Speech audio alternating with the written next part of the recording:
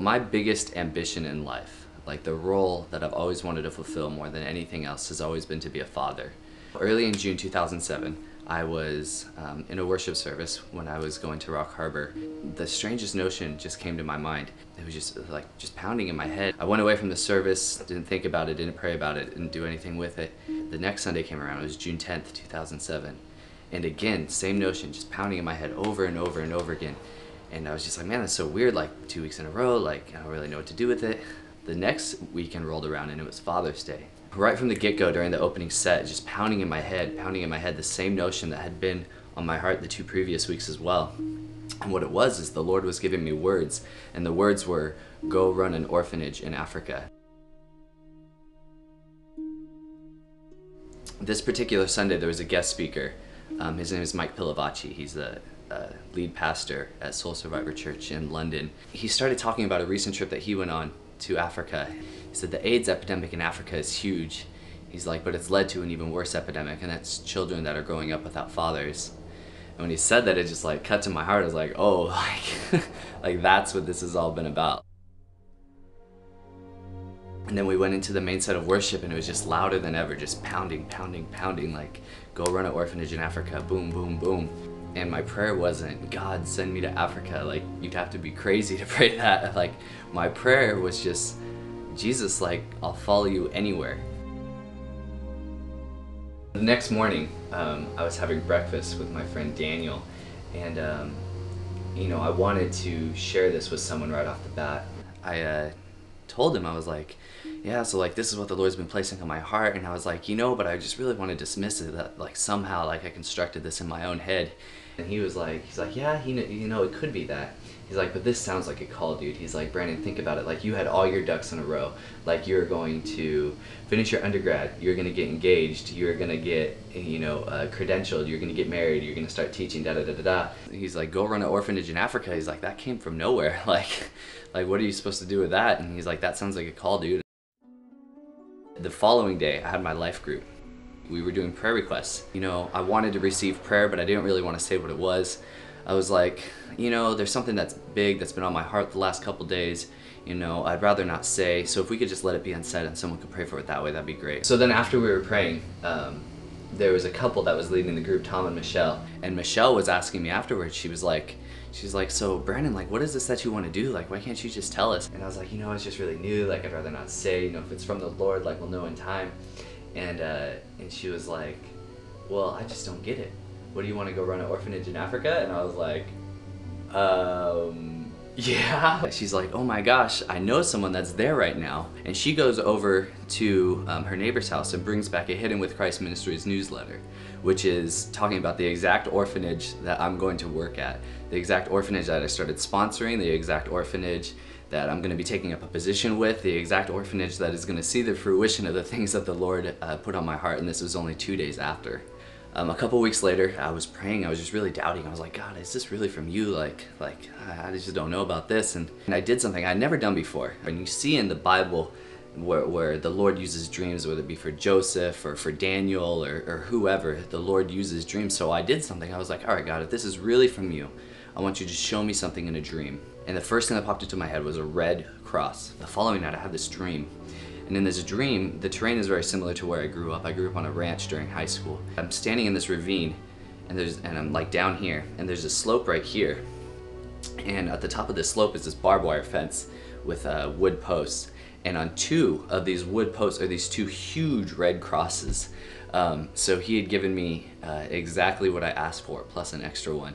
The following season, really, I fell on some hard times. The Lord really started to grow in me, and this calling had a big part to do with that. I was going to Vanguard University at the time. I was a senior, and I just applied for whatever trips they were sending to Africa. So it was Tanzania and Mozambique. And I got accepted for Tanzania. I went through the Treasures of Africa website and wanted to start sponsoring a child. As I was going through, I was just reading these profiles of these kids, and they're just amazing kids. And you know, I was like trying to decide. There was one girl that was named Sabatina, and I was thinking maybe I'll sponsor her, maybe I'll sponsor this boy Anthony. I came to this profile of this 3-year-old. His name's Awadi. It absolutely changed my life. just reading what he came out of, his story. His mom died of AIDS shortly after he was born. His father was mentally ill and abandoned Awadi. Awadi was living with his uncle for a little while, but his uncle couldn't take care of him, so he kind of has this terrible background, but then he comes to the children's home and he's just so full of joy, and everybody says like what a beautiful blessing he is, and the Lord has been healing him. He couldn't walk when he first got there, but the Lord has healed him to where he's walking now. It's just a beautiful story, and I'm just smiling like, look at this redemption. And then it gets down to the last paragraph, and then it says Awadi is diagnosed with, he's HIV positive, and it just wrecked me. Like, I just started crying for this boy that I had just seen for the first time on a computer screen, and I knew exactly who I would be sponsoring. While I was going through that tough season, the Lord really used Awadi in my life, to be perfectly honest, just praying for him, thinking of him. So I went there in 2008, and when I met him, it was the most heavenly encounter I've ever had. I've never had such a perfect picture of what the kingdom is supposed to look like than when I met Awadi, and it was totally how I didn't play it out in my mind. It was absolutely perfect. It was so holy, I couldn't have another word for it. When I first got there, I found out that he was actually in the hospital, and I didn't get to see him that first day. On Wednesday of that week, in the middle of the week, I went there with Lydia and Jody, and it was pretty crazy. We were going back between the wards and of the hospital, and then all of a sudden we turned into this room, and I turned to my right, and there's Awadi, and he's just sitting there, and he's actually looking pretty miserable, but it was just so surreal. Like, oh my gosh, like, this is the boy that I've been praying for every single day, morning and night, and this is not a picture, like, he's right in front of me. I held him, and I walked him over to the window. It's just this barred up window in this room where he's sharing this big hospital room with maybe 20 other children, and I just started singing my favorite hymn, is Come Thou Fount, and I just started singing that to him.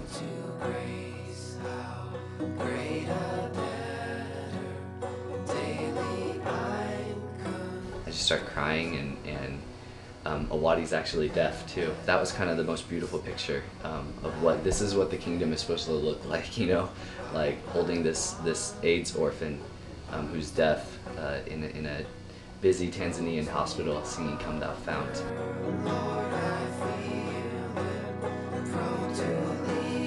It was the most holy moment of my life, absolutely, and I can't really like explain, you know, what it is, but it's just something that the Lord put inside of me, just this incredible love for this boy. It doesn't make any sense, to be perfectly honest, but it's absolutely God ordained. It's the most beautiful relationship that I have.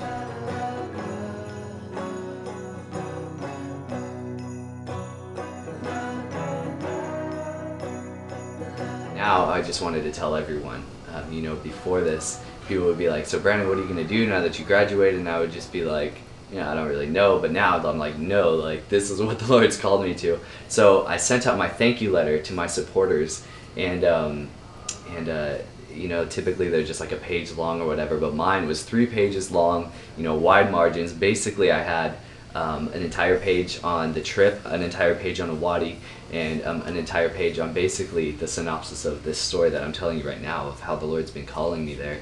And from that point on, people will be like, so what are you going to do? And I'm like, well, I'm going to move to Tanzania, and I'm going to run an orphanage, and I don't know what that's going to look like necessarily, but that's what the Lord's called me to. I went back there just this last summer for a 2-month internship. And while I was there, the Lord just gave me a lot of favor with Hidden with Christ Ministries and Treasures of Africa Children's Home, which is absolutely 100% exactly where I want to be. That's where Awadi lives. It's where another 26 children also live there. Just the most amazing kids. Basically, the Lord just redeemed every single thing. When I was first called there, I was like, oh great, I'm gonna have to change my major. You know, I was an education major because I wanted to become a teacher. I was like, I'm gonna have to switch to intercultural studies, but I was like, no, I should just get my degree, I should just finish it out. And now I'm gonna be the education director, so it worked out quite perfectly. The Lord didn't say, Brandon, go be education director at an orphanage. That's not what he said. But the cool thing is that the plan is already put in motion, and Hidden with Christ Ministries already owns land out in the middle of the Tanzanian bush. What we were going to do to develop that land is to build a second children's home, as well as a hospital and a school. And what the plan is that while I'm education director at Treasures of Africa 1 right now, they're going to be training me to become orphanage director when we open up the new facility in a few years. So then I'll be running an orphanage in Africa, which is pretty amazing, and it kind of brings everything full circle. I'm so blessed. The Lord has been so good to me, so faithful. I could sing His praises forever. It has taken a tremendous amount of sacrifice, but sacrificing relationships. And my friend put it really well the other day, just saying I'm sacrificing a lot just for him, just for Awadi, for all the kids there. You know, but that's how we live the gospel. You know, there's sacrifice, but there's also such a tremendous amount of joy, and that's just really what I want to live. And I couldn't imagine settling for anything else, because the Lord has been too good to me, and I owe my entire life to Him. And I love that this is the way that He's chosen for me to live out my life.